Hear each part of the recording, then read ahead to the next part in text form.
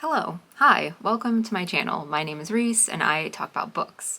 And today I'm back to talk about book covers, specifically Penguin book covers. Think of this as a peek into the history of Penguin and their cover designs, including, I guess, a little bit of explaining things about publishers versus imprints, and some interesting current Penguin covers too, not just vintage and historical covers. Also, this isn't sponsored, I should say that. I just think book covers and old book covers in particular are really cool, and Penguin has a lot of those. I'll also share some books about book covers that I have my eye on. The more I read, the more I'm realizing this. The art piece isn't just the story that you read. Books are also physical art objects themselves, and reflections of design trends and also just visual stories themselves. So let's learn a little bit about Penguin book covers together. And this is by no means an extensive video because there's a lot. But if you want a mini dive into this world, you're in the right place. Stay tuned. When I say Penguin books, you might be thinking of maybe the color orange, or perhaps these iconic styles of book cover, or maybe even this style of book cover, which are in fact quite old. Penguin Books was founded in 1935 in the United Kingdom by Alan Lane. He dreamt of a collection of quality, beautiful books, affordable enough to be, quote, bought as easily and casually as a packet of cigarettes. I think that's kind of funny. At the time, paperback books were mostly associated with pulp fiction, and so not necessarily having a reputation for being particularly highbrow or refined. But Lane wanted to change all that by launching Penguin. In 1939, the US office opened, called Penguin Books Limited, and this was in partnership with Ian Ballantine. And then the Penguin Classics series was launched in 1946, making classic texts, so the Odyssey, things like that, accessible to everyone. And today it is the largest and most well-known classics imprint in the world. You might be familiar with Penguin Classics today. This is what they look like. I feel like I see these often on like thrift books and things like that when I'm looking for like an older book. Since then, Penguin has merged with or acquired other publishers like Viking, Random House, some of the publishers that you might know, names that you might be familiar with. And now they are all part of the larger Penguin Random House family, which is the name of the parent company that was once just known as Penguin. Small aside here, if you, like me, were like, wait, Penguin merged with Random House, then why does it look like Random House is the publisher of this book? Hopefully you can see that. Yeah, why is Random House on this book if it's actually Penguin? And this is where it was kind of confusing to me, but I wanted to figure it out, so I'm sharing that with you, and hopefully this is helpful to someone. The way I understand it is this. There is the main publisher, the parent company. So that's like Penguin Random House, main company. And then underneath that, there may be divisions or distinct groups with names. I'll populate maybe a chart here. And then within those divisions are separate imprints that are specialized by like subject, genre, audience type. What you're seeing on the spine is actually the imprint name.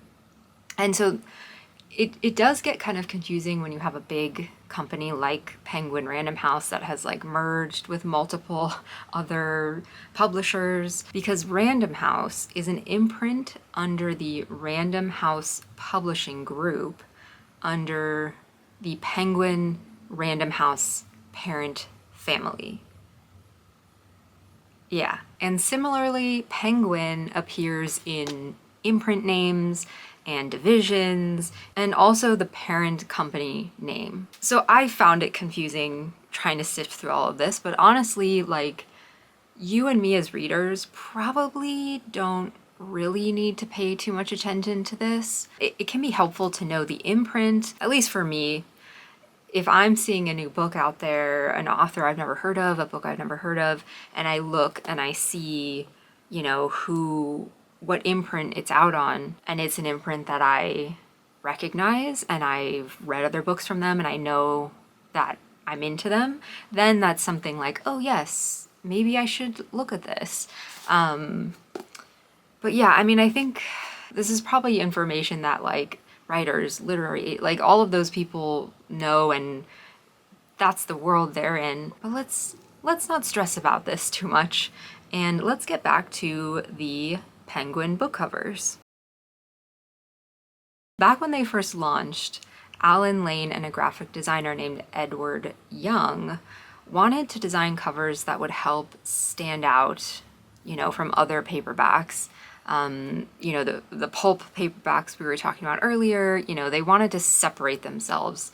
And so to differentiate themselves from those often illustrated covers, they created a graphic and easily recognizable system, the tri-band design system. 2 bands of color that stretch across and, you know, onto the spine, and with a white band of color in the middle. And it wasn't just the orange color that you might be familiar with. They designated a bunch of different colors to specify certain genres. And those are orange for fiction, green for crime, dark blue for bibliographies, purplish here for essays, gray for world affairs, red were plays, brown were history, pink was travel and adventure, and yellow was kind of like a miscellaneous sort of bucket. Oh, and at some point, Pelican books were launched as a part of all of this in this light blue color. They were works of nonfiction meant to be more educational, kind of seen as like a university for British people. I read that quote. I'm not sure why they were launched as Pelican books, you know, distinct from Penguin.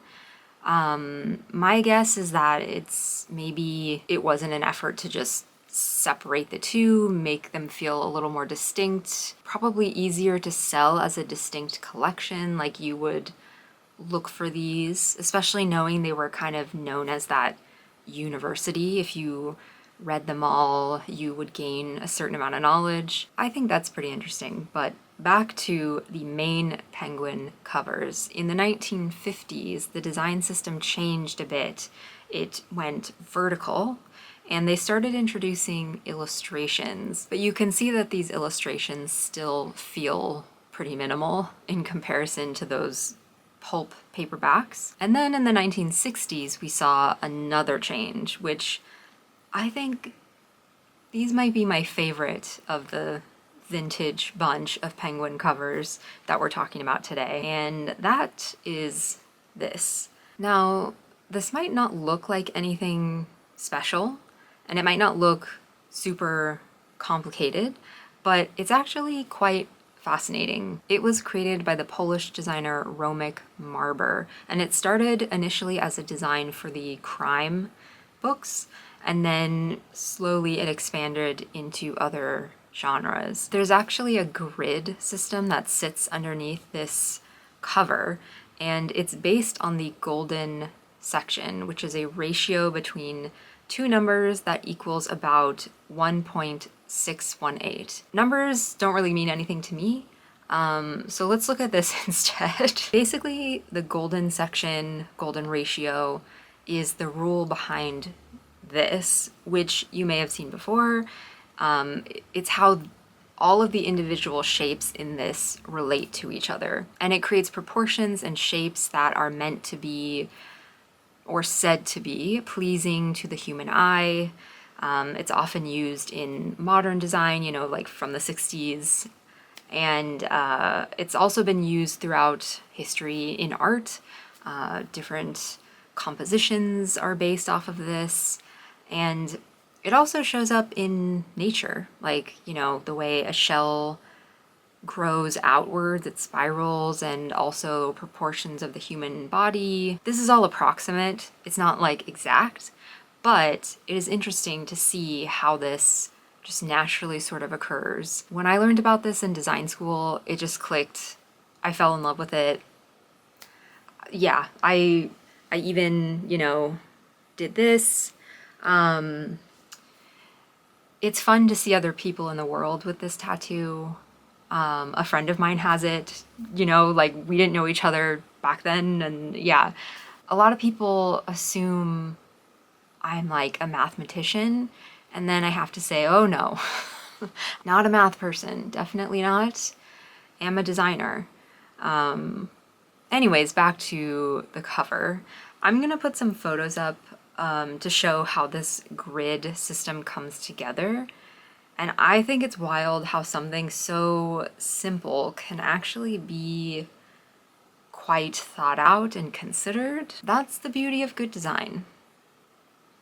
Yeah, anyways, now from my understanding, after the 1960s and beyond, things started expanding pretty rapidly. More types of books, more book cover designs and design systems, more updates and variations.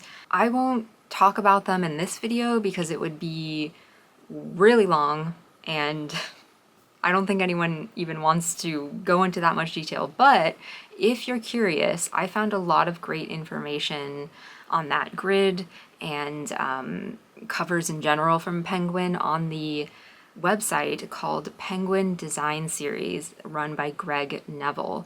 I'll link that in the description. Yeah, if you're at all interested in this, please check that out.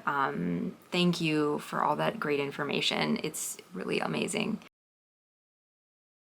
Also, in doing research for this video, I found some pretty cool current Penguin book cover designs. And if you're watching this video, if you're still watching this video, you might be interested in checking these out. These are a variation of the Penguin Triband orange covers. I think the website I found these on, they're for sale.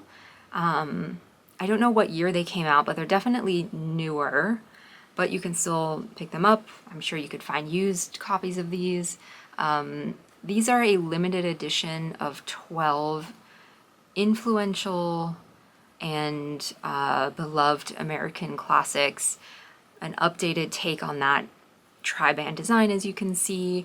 And I just love how the illustrations of these kind of go over, break the system. I love how there's play between those two. I think it's actually a nod to some early sketches where they were like sketching out stuff on those triband covers, which is really fun. Also, the new Penguin Archive series.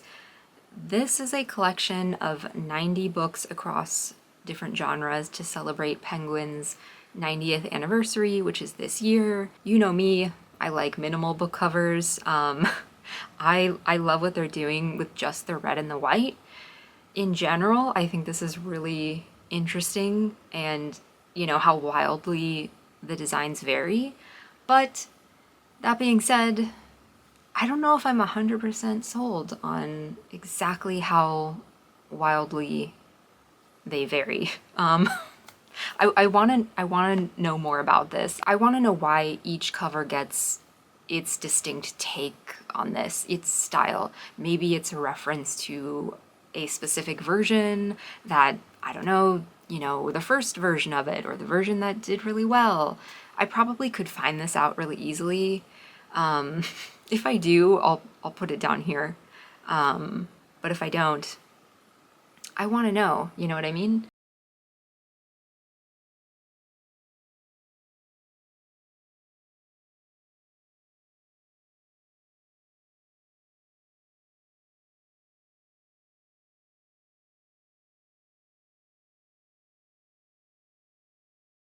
And finally, here is a slight left turn, but on the topic of a cool collection, if you're thinking about buying me a present, you can buy me this, the Penguin Modern Box Set, which is a set of 50 books in the new Penguin Modern Classics series, celebrating the pioneering spirit of the Penguin Modern Classics list.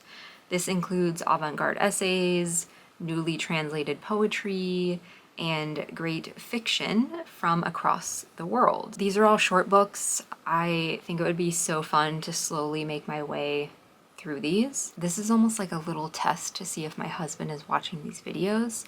And if so, you know, I guess we'll know if I get this from him one day. Just kidding. There are a lot more special collections that Penguin has created, especially for the classics. Amazing covers, some hardcover books. Yeah, go check them out if you're interested. Again, not sponsored. I just think that they're doing some cool stuff. I actually don't own any of the vintage Triband or Marber grid designs. I don't have any vintage Penguin books like this, and I think it would be really cool to start a little library of my own. Probably the Marber grid versions, just, you know, for obvious reasons. But that will have to be an ongoing project because I'm trying to read more of the books I have on my shelf that I haven't read yet before I buy books, you know? And when I'm more ready to buy books anyways, I might also look at some of these books about book covers and the history of Penguin covers. These are some I came across in my research. Penguin by Design by Phil Baines. This looks really comprehensive. And then also, there are quite a few books about the covers of Penguin classics. Specifically, we have Classic Penguin cover to cover by Paul Buckley, who is the current creative director for Penguin Classics. And so that should be pretty interesting because he will have that kind of behind the scenes look. Then we have the Penguin Classics book by Henry Elliott. I believe this is more the UK editions. But you know I love a UK edition often more than a US edition, so this could be fun. And then there's the Penguin Modern Classics book, also by Henry Elliott. It's kind of the companion version to the one I just shared. Modern classics are from the 20th and 21st century and up, whereas classics are those written up to the 20th century, is my understanding. And we've reached the end of this video. In conclusion, I think book covers are wonderful. I think physical books are amazing. What are some of your favorite book covers? Are you a fan of any of these vintage penguins? I want to know. If you like this video, I have a few others where I talk about book covers. I'll link those in the description. I hope you are having a good week. I hope you're enjoying what you're reading, and I will see you in the next video. Thanks. Bye.